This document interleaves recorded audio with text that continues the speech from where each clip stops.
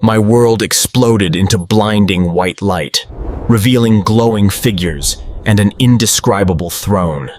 A powerful voice declared, "Clarity is yours, but hurry, time is running out." That night, everything changed. And that's when I saw it. The throne. Not just big, it was indescribable, made of pure gold, shimmering beyond anything you can imagine. And above it, a swirling, endless spiral of angels, light and wings everywhere. Then this brilliant, intense light came right towards me. A voice, deep and powerful, resonated through my very being. The clarity and wisdom you're searching for, it's yours. But you need to hurry. Time is running out. Well, I know what you're probably thinking. This guy's wild. But this is my truth. My whole life led up to this moment, especially back in 2021. May of 2021. I was a mess, honestly. It was a year into the pandemic. I had finished college, but had no career. I was sick, hadn't worked in months, just lost. I was searching for something, reading every self-help book, trying all the productivity hacks, but there was this massive, hollow void inside me. And for years, I'd felt it, like God was knocking, but I just wasn't answering. Not until that May. Specifically, May 23rd, 2021. The night before I hit rock bottom, I remember begging, literally whispering to the ceiling, "God, if you're out there, if you're real, please, take over my life. I can't do this anymore. Just do whatever you want with me." And that night, I had the dream. It was daytime in the dream, but it was so dark, like a massive storm was coming. The wind was howling and these huge dark clouds were rolling in. Then the dream shifted. Suddenly I was at some kind of party, a festival maybe, but it felt wrong, an uneasy feeling. I was sitting outside in the fields, surrounded by people, looking at the mountain peaks, the stars, the bright moon. Then this deep, rumbling sound came from the sky, from the heavens. I looked up. The moon? Gone. The stars? Vanishing. People started panicking, screaming. I got up, heart pounding, pleading, begging for my life. "No, Jesus, please no, no." I wasn't ready to see him. I knew what it meant. And here's the crazy part. It wasn't until a month later that I found out May 23rd, 2021 was Pentecost. Coincidence? Maybe. But throughout that whole week after the dream, I just knew. That dream? It wasn't my imagination. This was from God, and I had to do something. The problem was, I wasn't even in a church. I had no idea where to start. Okay, so I'm completely lost, right? No church, no clue, no direction. What do you even do when you're at rock bottom and you just know you need something more? Then out of nowhere, YouTube throws this random video at me about fasting. And I'm like, all right, fine. Desperate times, right? So I decide I'll do a 3-day Daniel fast, just for the last 3 days of May. The night before my first day, I remember laying in bed just talking to God. And I wasn't asking for money or a job or to fix my life directly. Nah. I was like, "God, I don't even know what to fast for. I've got a million problems, but if you could just give me knowledge, the wisdom to figure this stuff out, that's all I want. That's it." And this is where it gets wild. I remember just lying there, closing my eyes. But I wasn't asleep, okay? My mind was wide awake. Like I consciously shut my eyes, and then suddenly my entire vision just exploded. It got so incredibly bright, like a supernova behind my eyelids. And that's when they started to appear. These two figures. It was weird, almost like those old paintings, you know? Like a living, breathing Van Gogh canvas, but it was crystal clear, super consistent. I saw these two figures dressed in pure glowing white with these incredible gold belts. They reached out, not gently, but like they were grabbing me by the arms. And just like that, whoosh, I felt myself being lifted, not just a little, but like I was soaring. One of them looked right into my soul, and their voice just echoed through me. Rejoice, be glad, because you're going to see the Lord. Rejoice, be glad. And I'm just being pulled higher and higher. And then suddenly they just dropped me. Not hard, but like a gentle landing. And I touched down on this massive, glowing platform. I looked around, totally floored. It wasn't just a hallway, it was a freaking cathedral of light. Everything was shimmering, like something straight out of the book of Revelation. The walls were adorned with these insane, beautiful gems and stones, radiating pure, majestic light. It was breathtaking. So I started walking down this insane hallway. And up ahead, I see this blinding, huge light. And as I get closer, I see it. The throne. Not just big, it was indescribable. Made of pure gold, shimmering beyond anything you can imagine. And above it, a swirling, endless spiral of angels. Light and wings everywhere. Then this brilliant, intense light came right towards me. A voice, deep and powerful, resonated through my very being. The clarity and wisdom you're searching for, it's yours. But you need to hurry. Time is running out. Then that brilliant, intense light came right towards me, and the voice, again, deep and powerful, resonated through my very being. Alex, I am very happy and glad with what you are doing for me, so I will give you the clarity and wisdom that you are seeking. And then this next part, mind-blowing. From behind the throne, these two glowing orbs just zipping out. They started to fly around me like they were dancing. And the voice said, "These are your siblings, and they are very happy with how well of a brother you have been to your siblings down on Earth." Dude, I knew about one. My mom miscarried after me. I knew that. But a second one? I had no idea. The next day, I called my mom, shaking. "Mom, did you miscarry twice?" And she just said, "Yeah." My mind was absolutely blown. That's how I found out about the second one. And then, just like that, the scene shifts. It's weird, but the vision sort of panned right to my bedroom. And I saw my girlfriend, who's now my wife, but back then just my girlfriend, sleeping in the bed beside me. And the voice, it hit me with this. "My daughter, Michaela," that's her name. "My daughter, Michaela, I want you to bring her to her salvation, but hurry because time is running out, running out." The urgency was palpable. And then in a flash, he appears. Not just a man, him, Jesus. Dude, he was breathtaking. He had long, flowing hair, a beautiful crown that radiated light, and his eyes were like fire. And he had this robe, I can't even remember the exact color, like a deep red purple, shimmering over his shoulders. He walked right up to me, looked me dead in the eye, and said, "The enemy is going to come after you because it knows what's been revealed to you. But do not worry, I am always there for you. Just call my name. And just remember, I love you."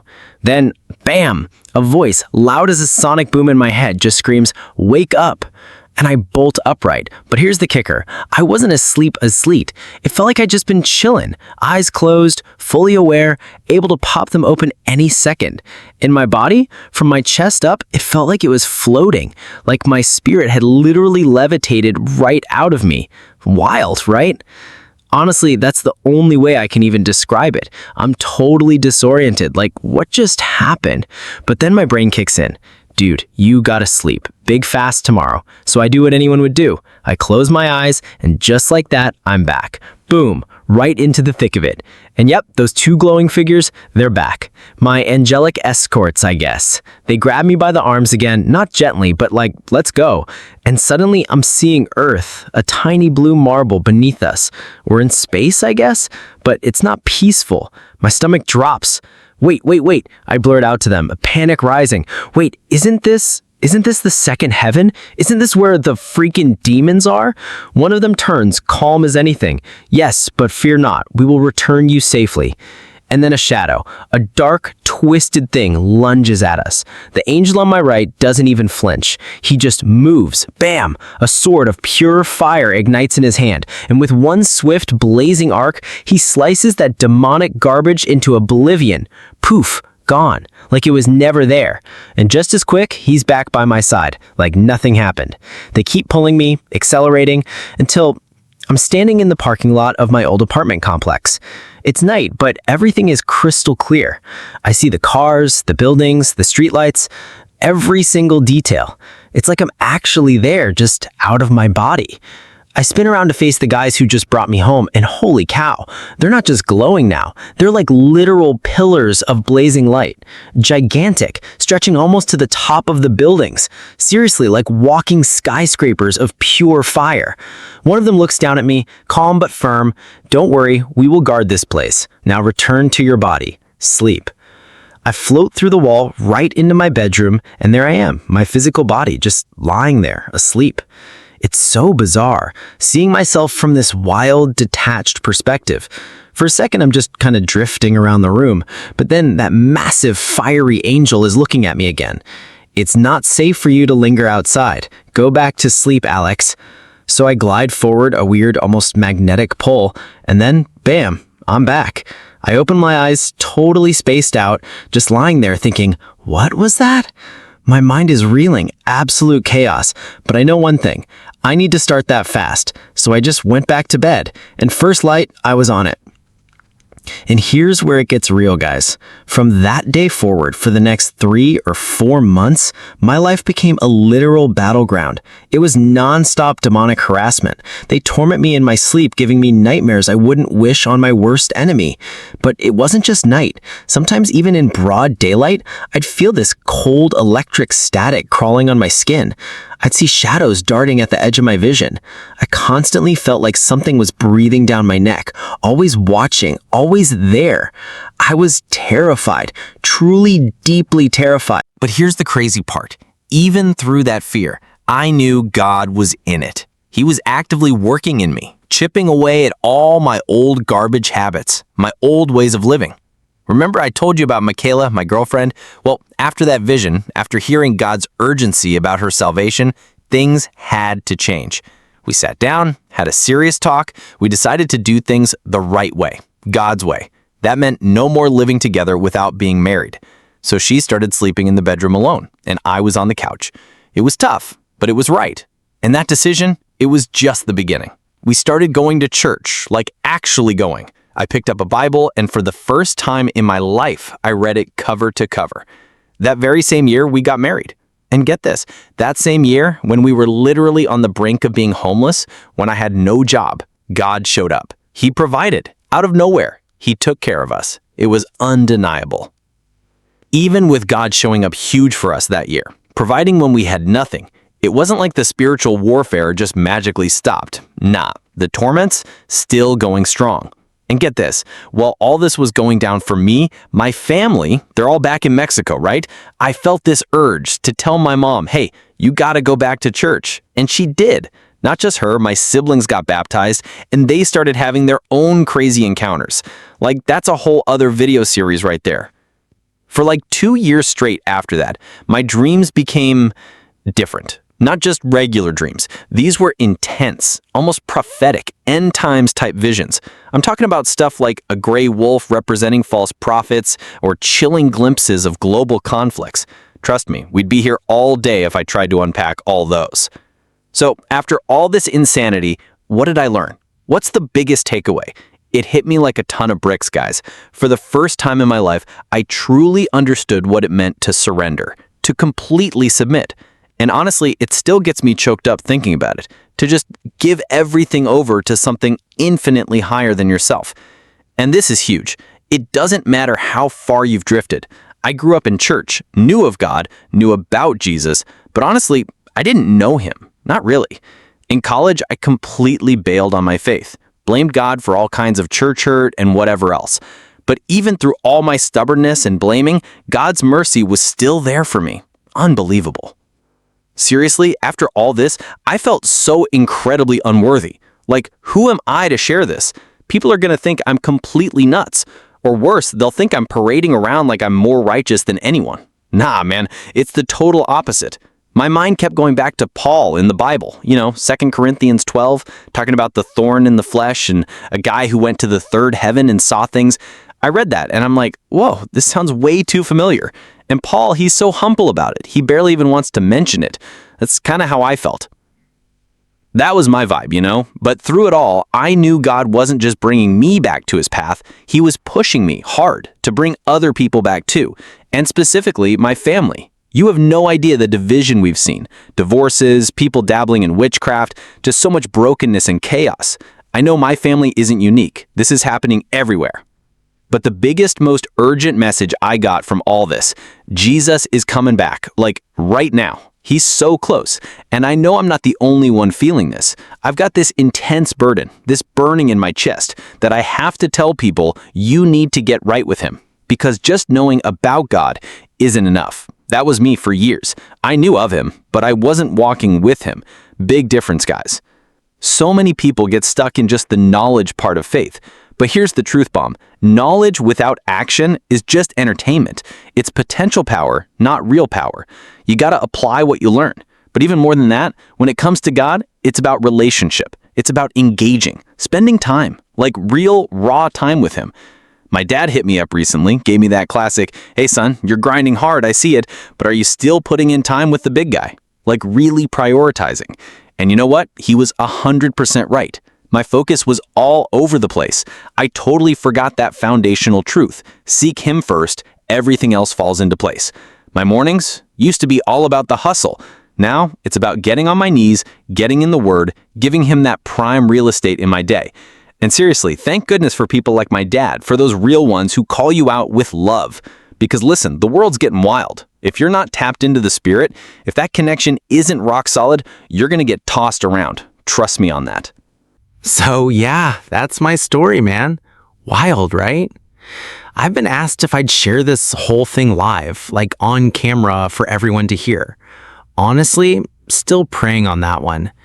It's intense to put it all out there, but I'm leaning towards a yes, because if even one person gets that urgent call, then it's worth it. This journey reveals the transformative power of surrender. At rock bottom, when we truly give everything to God, he meets us with unwavering mercy, offering profound clarity and wisdom. It's a powerful reminder that merely knowing about God isn't enough. An urgent, active relationship, prioritizing him daily, is essential. This spiritual awakening brings both protection and purpose, compelling us to live by his truth and courageously share his urgent message. Don't let knowledge remain entertainment. Act on your faith. Share your thoughts, and don't forget to follow God's voice for you for more meaningful stories.